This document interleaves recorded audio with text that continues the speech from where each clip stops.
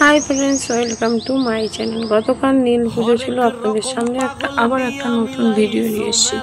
আমাদের পাড়ার মন্দিরে সবাই সন্ন্যাসী হয়েছিল। দেখো, নীল পুজো হচ্ছে, সবাই আমরা বসে আছি।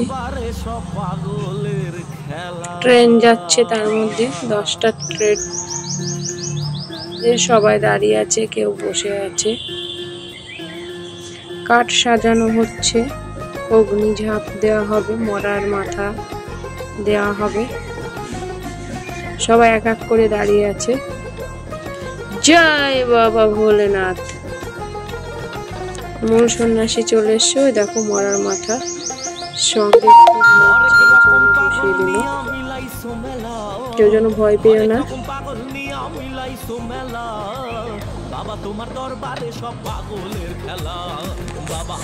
এখনই শুরু হয়ে যাবে।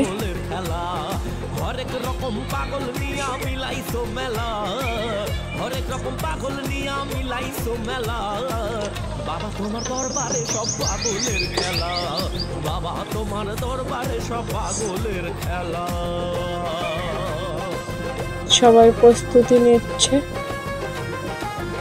মূল সন্ন্যাসী ওখানে পুজো করবে, ব্রাহ্মণ আছে উপরে।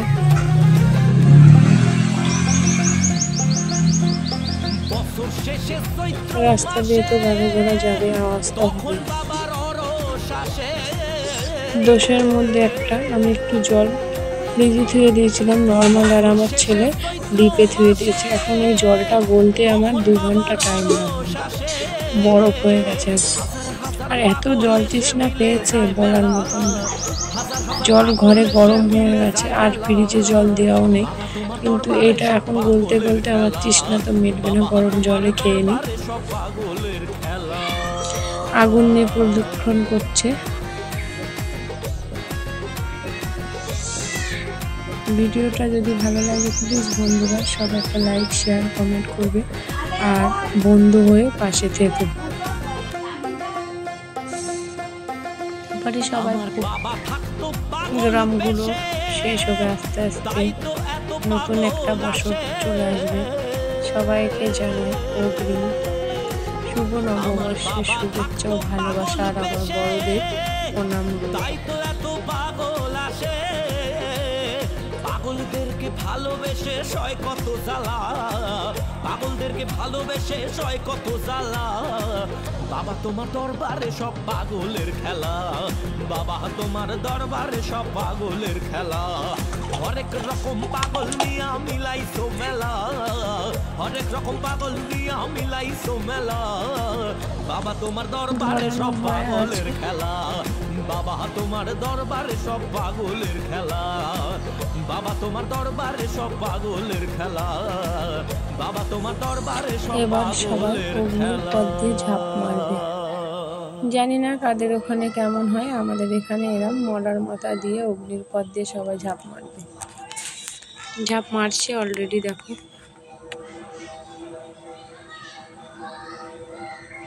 বাবা, আমি হলি তো আগুনের ভিতরেই পড়ে যেতাম। এটা ভগবানের একটা অপার শক্তি থাকে। তাহলে বলো, আগুনের ভিতরে এরম করে যদি আমরা এখন যাই, আমাদের জামা কাপড় ধরে যাবে। আর এরা এত জ্বলন্ত আগুন দিয়ে আসছে। দেখো, ভগবান তো আছেই, আমরা যতই বলি। এই দেখো, এই কাকাটা ভয়তে পাশ দিয়ে চলে আসছে। সবাই তো সমান না।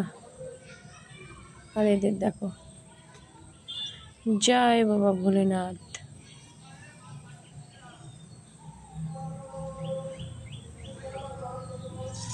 আমরা অনেক সময় বলি ভগবান নেই। যখন আমাদের একটা কোনো কাজ বা কোনো ইয়েতে যদি সফল না হয় কিছুতে, তাহলে মনে হয় বলি ভগবান নেই, ভগবান গরিবদের জন্য নেই। আসলে ভগবান সবার জন্যেই আছি। আমরা অভিমান করি যেরকম মানুষের পরে, ভগবানের পরেও আমরা অভিমান করে বলি যে নেই ভগবান। ভগবান না থাকলে রাত দিন হয়? ভগবান তো আছে, ভগবান আমাদের মনেই বাস করে, কিন্তু আমরা ধরতে পারি না। সবাই তো সমান না আমরা, তাই না বন্ধুরা? কিছু মনে করো না, অনেক কিছু বলাও হয়ে গেল। এই খেলাটা খেলে ওরা হাজরাতলায় ভাত দিতে যাবে। সেইটুক টাইম আমি ছিলাম না বন্ধুরা, আগের থেকেই বলে দিচ্ছি।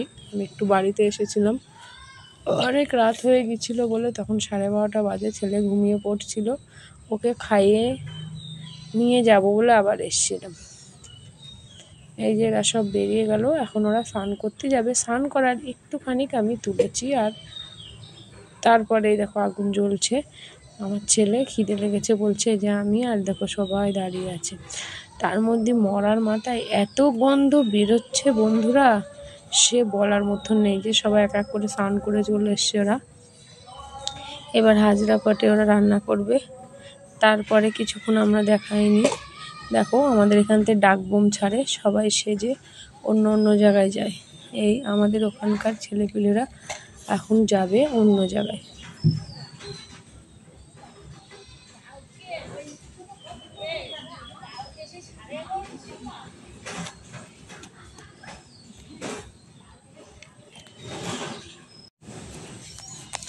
আমাদের ওখান থেকে সবাই এক এক করে সেজে এবার ওরা যাবে। এই যে তার মধ্যে আবার একটা ট্রেন চলে গেল 12:30 লাস্ট ট্রেন। ওরা এখন মন্দির পরিদর্শন করছে, এবার ওরা বেরিয়ে যাবে। সবার হাতিয়ার নিয়ে নেবে হাতে, হাতিয়ার দেওয়া হচ্ছে। অনেকেই লোক বন্ধুরা, দেখো অনেকেই ক্যামেরা করছে, কিন্তু দেখো বাচ্চাটা কি কিউট। এবার ওরা বেরোবে।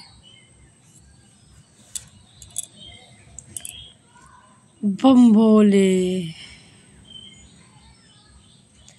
জয় বাবা শিব শম্ভু।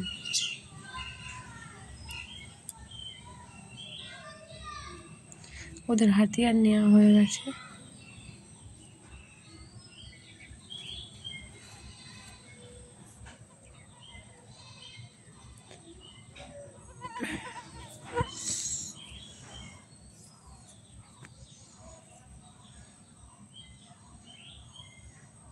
এই যে সব বেরিয়ে গেল।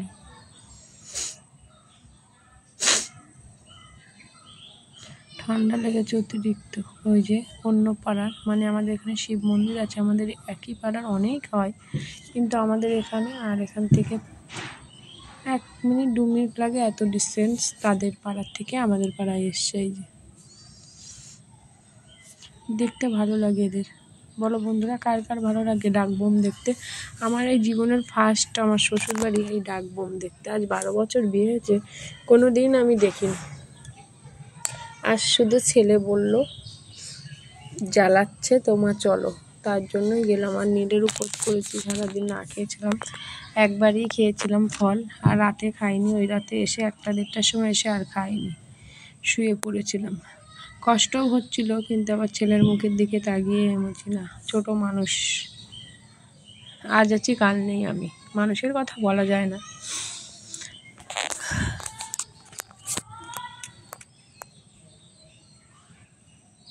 তারপরে সবাই ডাক বোম আসছে, এদিকে পুজো হচ্ছে, ওরাও চলে গেল, আমরাও চলে আসছি আস্তে আস্তে করে বাড়ির দিকে রওনা দেব।